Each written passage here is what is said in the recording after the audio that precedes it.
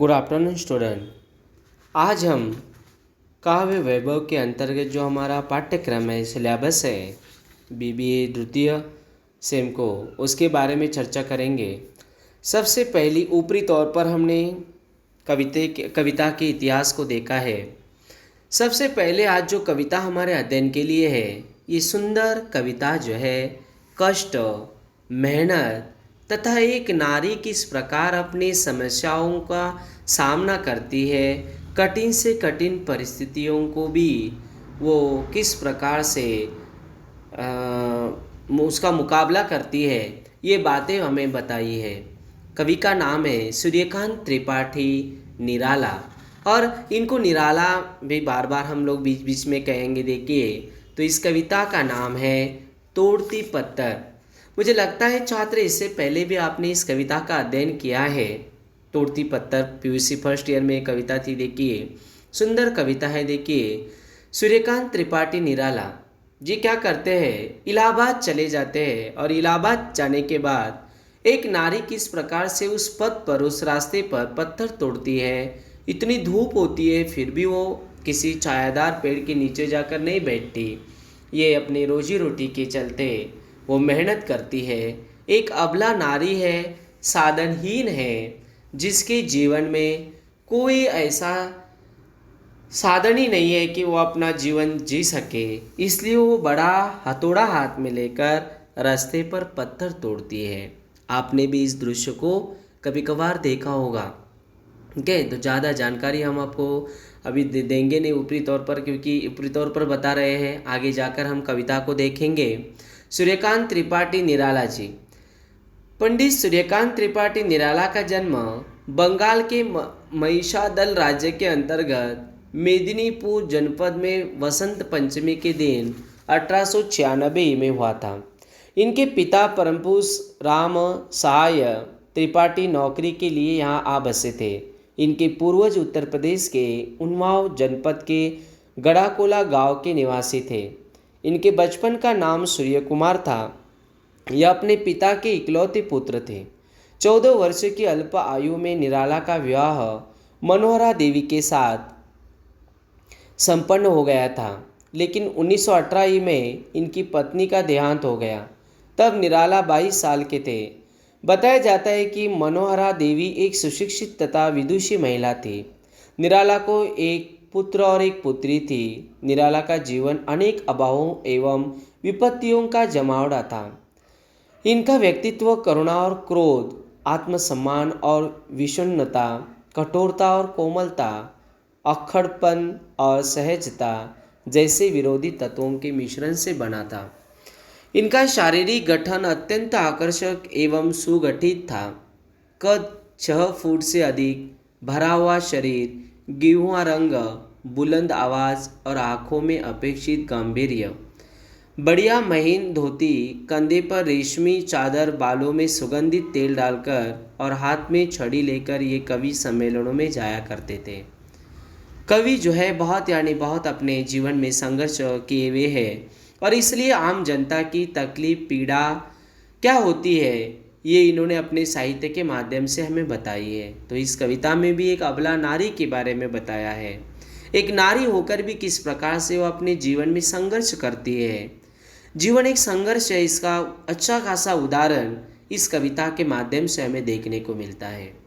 निराला की प्रथम कविता जूही की कली 1916 में छायावाद की कुछ श्रेष्ठतम कविताओं में परिगणित की जाती है। सन 1916 से 1958 तक निराला निरंतर काव्य साधना में तल्लीन रहे। इनकी कविता के विषयों में पर्याप्त विविधता है। श्रृंगार, प्रेम, रहस्यवाद, राष्ट्र प्रेम और प्रकृति वर्णन के अतिरिक्त शोषण के विरुद्ध विद्रोह तथा मानव के प्रति सहानुभूति का स्वर इनके काव्य में पाया जाता है। निराला अकुंठ एवं वयस्क श्रृंगार दृष्टि तथा तृप्ति के कवि है। वसंत ऋतु निराला की प्रिय ऋतु है, पर वसंत से भी अधिक गीत और मुक्तक वर्षा पर इन्होंने लिखे हैं। निराला दार्शनिक कवि भी है और भक्त कवि भी। मृत्यु और विषाद पर इनकी बहुत सी कविताएं हैं। इनके अनेक विनय के पद भी हैं। निराला निराला की प्रतिभा बहुमुखी थी। कविता के अतिरिक्त इन्होंने उपन्यास, कहानियाँ, निबंध, आलोचना और संस्मरण भी लिखे हैं। इनके कवि अनुवाद कार्य भी है। इन्होंने समन्वय तथा मतवाला पत्रों का संपादन भी किया। भावों की विविधता के साथ साथ निराला की कविता में भाषा एवं शैली की विविधता भी पाई जाती है। हिंदी कविता में मुक्त छंद का प्रवर्तन करने का श्रेय निराला को है। इनकी अधिकांश रचनाओं की भाषा संस्कृत गर्भित है। कुछ कविताएं बोलचाल की भाषा में भी है। इनकी भाषा में ओज एवं प्रसाद गुण का आधिक्य है। इनके काव्य में छायावाद, रहस्यवाद और प्रगतिवाद तीनों के दर्शन होते हैं। निराला की मृत्यु 15 अक्टूबर 1961 को प्रयाग में हुई। प्रकाशित इनका जो साहित्य है वो इस प्रकार है: काव्य अनामिका, परिमल, गीतिका, तुलसीदास, कुकुरमुता, अनिमा, बेला, नए पत्ते, अर्चना, आराधना, गीत गुंज, सांध्य, काकली। उपन्यास अप्सरा, अलका, प्रभावती, निरुपमा, उच्छृंखल, चोटी की पकड़, काले कारनामे। कहानी चतुरी चमार, सुकुल की बीवी लिली, निबंध चाबुक, प्रबंध पदम, प्रबंध प्रतिभा, प्रबंध परिचय, रेखाचित्र बिल्ली सूर, बकरी हाथ तथा कुल्ली भाट। आलोचना है पंत और पल्लव, रविंद्र कविता कानन। नाटक है शकुंतला, जीवनी राणा प्रताप, प्रहलाद, भीम, ध्रुव। अनुवाद महाभारत, श्री रामकृष्ण वचनामृत, विवेकानंद के भाषण, देवी चौधरानी, कृष्णकांत का बिल, आनंद मठ, बालकांड, रामचरितमानस। इस प्रकार साहित्य के हर एक विधा पर लेखनी इन्होंने चलाई है। ये एक अच्छे खासे साहित्यकार है सूर्यकांत त्रिपाठी निराला जी। प्रस्तुत कविता जिस प्रकार गागर में सागर नहीं भरा जा सकता है, वैसे कम समय में हम निराला जी को विस्तारित रूप से तो नहीं बता सकते, बट संक्षिप्त में आपके सामने हमने प्रस्तुत किया है, आपको बताया है।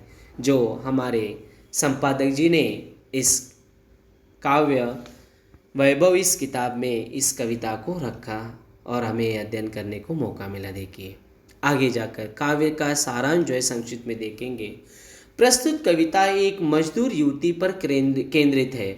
कवि उसे गर्मी के मौसम की तन झुलसाती लू में इलाहाबाद में सड़क के किनारे पत्थर तोड़ने का मेहनत भरा कार्य करते देख संवेदना से भर उठता है। वह युवती सांवले बदन वाली है, झुकी नज़रों से अपने कार्य में तल्लीन रहते हुए अपने हाथ में हथौड़ा थामे बार बार प्रहार करती है। उसके सिर पर कोई छाया नहीं है, छायादार वृक्ष भी नहीं है कि जिसके तले वो बैठी है। धूप चढ़ चुकी है और धरती के समान जल रही है। कवि का कहना है कि युवती की नज़रों जब उससे मिली तो ऐसा लगा जैसे कि सितार के तार झंकृत हो उठे हो, लेकिन वो उस झंकार को सुनकर भी अनसुना कर गया हो जैसे, अर्थात वो उसे देख ही सकता है, उसके लिए कुछ कर नहीं सकता। इस पीड़ा को कवि अनुभव करता है।